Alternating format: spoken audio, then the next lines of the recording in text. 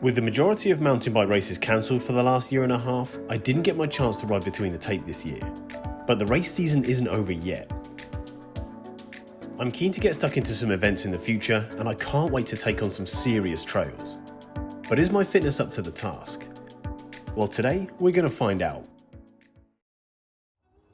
Most of my rides during lockdown were either on easier trails or just short rides. Not the best training ground for an enduro race. So today I want to see how out of condition I really am with my own 4-stage mini enduro. Today's location is Holden Forest.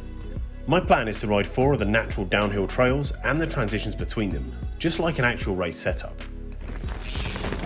This should give me a great insight to see if I've still got the fitness to compete in a real enduro event. So I got kitted up, grabbed my bike and dropped straight into stage 1. Okay, here we go. This first section here has been used for enduro races in the past and it's a favourite of mine. It's quite a technical piece of trail and it gets pretty rowdy in places. Great start section, really rooty, really involved. This whole first stage is a baptism of fire. It has a bit of everything in it, from flat and rowdy to the steep and rutty. It runs from the top of the forest all the way down to the bottom. All in all, it's a sustained effort over rocky and rooty single track. As it makes its way down through the woods, some sections are fast and some get slow and technical. There are also a few spicy features and a few surprises thrown in later on. This section's so tight, I love it. And this bit gets even tighter.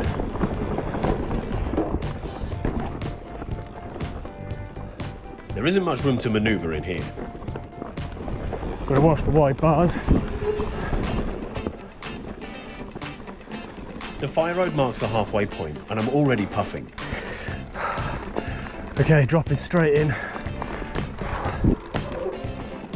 This section is where things start to slow down and get a lot more technical. Oh, loads of off-camber routes here. Oh, I'm out of breath. And really warm today as well, as I'm sure I've probably mentioned. Oh, watch your bars, watch your bars. Nice technical section of off-pisters. Coming out of the tight section, you're not out of the woods yet. Keep going straight down. Oh, this looks loose. And it's about to get a whole lot looser and much steeper. Oh, here we go. Big rut. Take my word for it that this section is much steeper than it looks on camera. There are so many little roots to contend with and the gravel is really loose, which means you don't have much traction. With little room to manoeuvre, this is a tough section to navigate, but really good fun. Almost down, last section.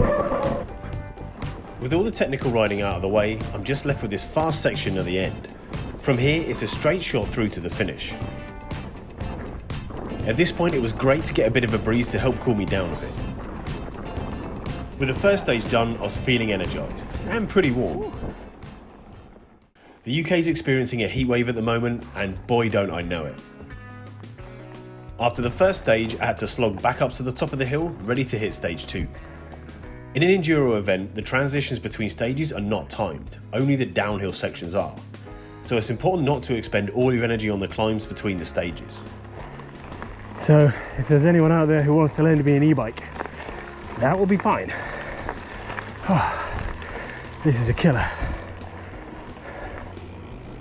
Back at the top, I stopped for a quick water top up at the refill station. And then I jumped straight into stage 2. This is another long stage that gets pretty steep and technical. Again, it runs from the very top of the forest and has a similar finishing point to the first stage. With all the closer woodland sections, this stage is definitely another technical one. But it does have a super fast finish. At the halfway mark, this stage joins onto another section previously used for an enduro. The fact that I'm able to test myself on trails used for competitions is awesome. With the heat and the steep technical terrain, my brakes were starting to scream. This is the kind of problem that you can come across when you enter an event.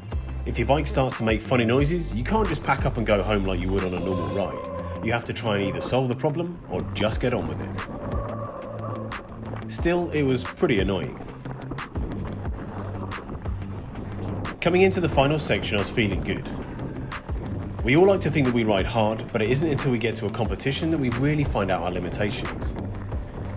Although I'm not competing today, this ride is the next best thing.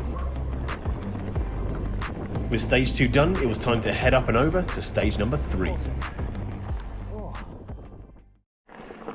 Okay, so we're going to transition it through to the other side of the woods because there are a couple of trails I want to do there.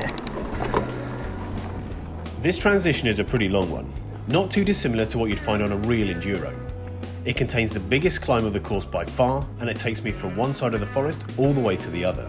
It's difficult not to get carried away riding trails on a transition, but it's important to save your energy for the timed stages. Saving energy is especially important when riding on days as hot as today.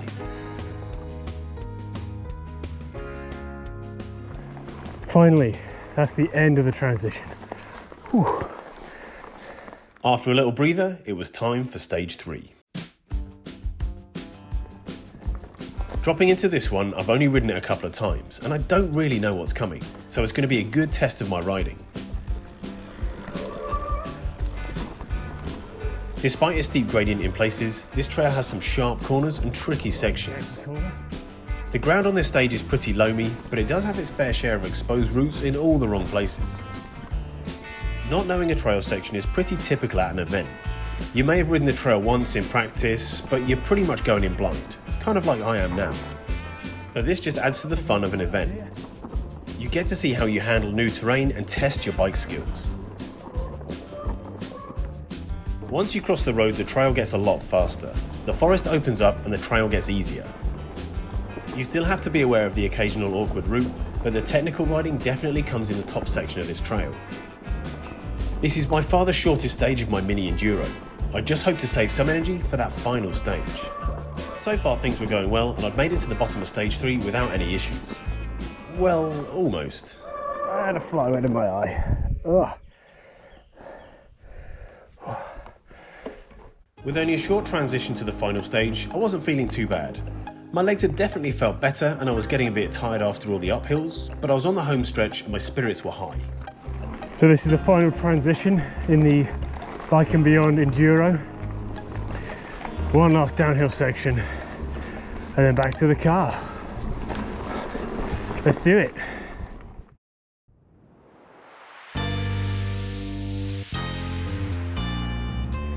Okay, final section of the day. Here we go. This trail is a bit more rustic than the other 3, but still good fun. Got a lovely backdrop for this as the sun sets in front of us. My brakes are still squeaking.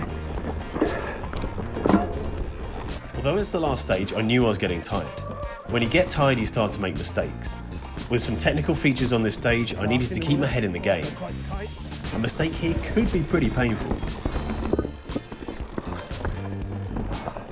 Proper transition there.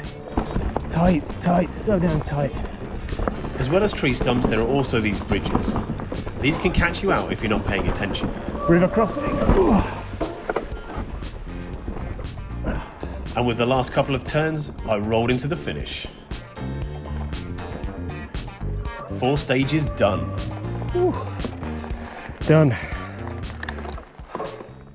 At the end of the day, it's great to know that I still have the fitness to manage a mini Enduro, but it's definitely something I'm going to have to work on before considering entering an event.